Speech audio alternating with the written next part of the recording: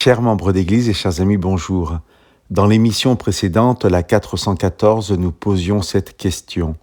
Pourquoi, si Jésus-Christ a remporté une victoire définitive sur Satan, pourquoi le mal existe-t-il encore et pourquoi devons-nous encore livrer des combats ? Je compléterai cette question par une autre. Pourquoi, si Jésus-Christ a remporté la victoire définitive sur Satan, pourquoi n'est-il pas encore revenu ? Tout d'abord, nous pouvons mettre ces questions dans la longue liste des pourquoi qui alimentent ce débat millénaire qui essaie de concilier les notions d'un Dieu tout-puissant, d'un Dieu bon et du mal sur la terre. Pourquoi, si Dieu est tout-puissant et bon, pourquoi a-t-il créé Lucifer, Adam ? Pourquoi laisse-t-il le mal se développer, etc. Nous avons déjà abordé cette problématique et la seule chose que je voudrais rappeler ici est la suivante. La Bible s'intéresse autant, sinon plus, au comment cela est arrivé qu'au pourquoi, et surtout, quels que soient les pourquoi que l'homme pose légitimement, la réponse de Dieu au mal, la solution de Dieu, l'amour de Dieu, est toujours la personne de Jésus-Christ et son œuvre de salut parmi nous. Mais alors, pourquoi donc devoir encore lutter et subir toute cette souffrance si la victoire a été acquise par Jésus-Christ sur la croix ?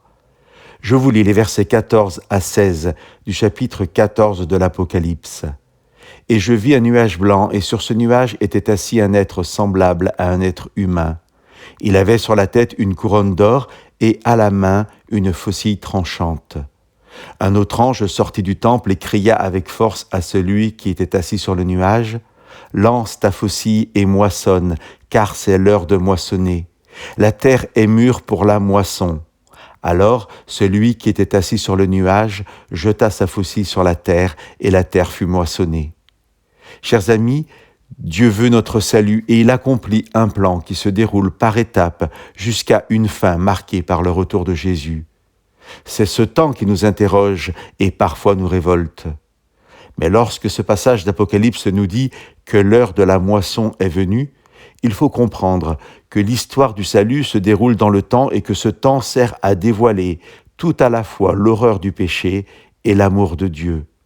Et ce qu'il faut croire, même si cela est difficile, c'est que le mal n'est pas encore à son apogée sur la terre, et nombreux sont ceux qui pensent pouvoir faire de ce monde un monde supportable sans Dieu. Et si nombreux sont les croyants qui demandent pourquoi Jésus n'est-il pas encore revenu, beaucoup plus nombreux sont ceux qui demandent pourquoi devrait-il revenir et qui s'accommodent tout à fait du mal de ce monde. Chers amis, le mal dans ce monde arrive à son apogée et Jésus revient bientôt.